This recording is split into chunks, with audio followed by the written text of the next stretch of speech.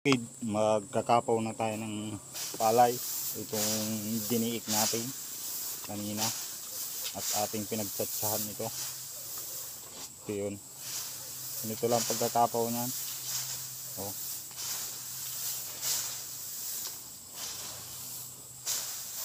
Kukuhitin mo lang sa ilalim, kakahigin mong ganyan.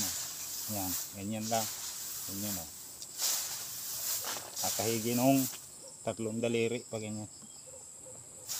Tapos iibabaw na itong dayami. Ito. Tatapon mo yan. Nakakahigin mo lang yan paatras ng ganyan. Para malinis na siya. Ganyan lang.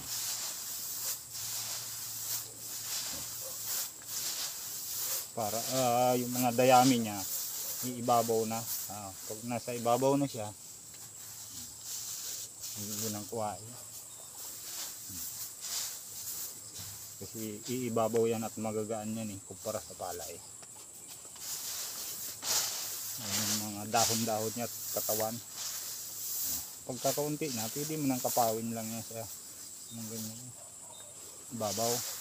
Halukayin mo lang ng ganyan. Hindi na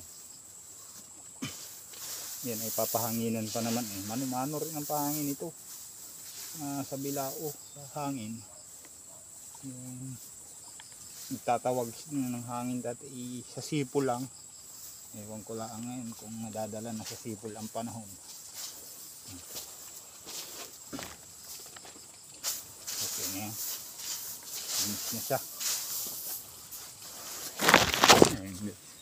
Yan o, kabukay daw nag-iiko ang ating araw at lang mag-isa mari kung may 2 sako to o kulang-kulang 2 sako man siguro burdin ang 4 ang balde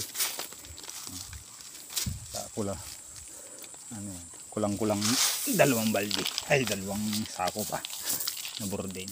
May tira pa, nahati ko lang hapon isisilid ko na lang ito sa burdin.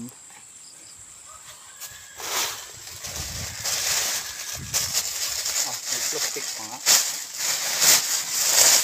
Ito yung nalalagyan ng feed.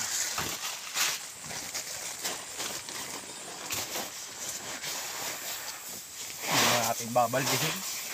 Sarili naman ito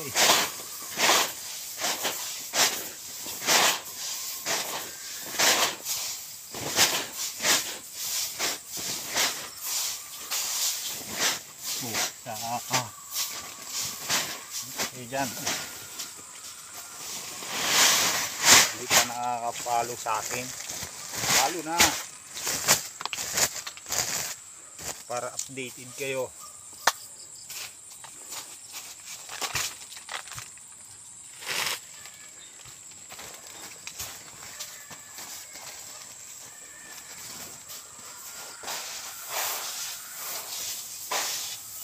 Nagit isang borden nga lang.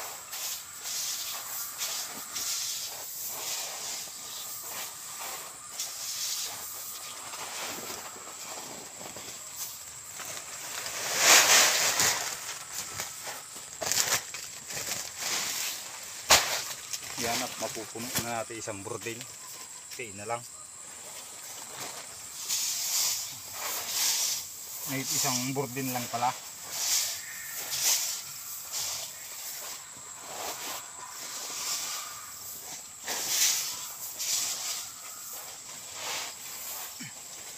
Borden lang, hindi na matalian.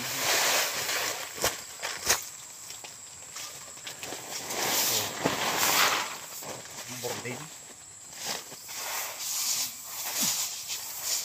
natin matatalian. Ito na lang sa kubo. Dito na lang pala ang video ko. Paki-like and share naman. Thank you for watching. Bye bye.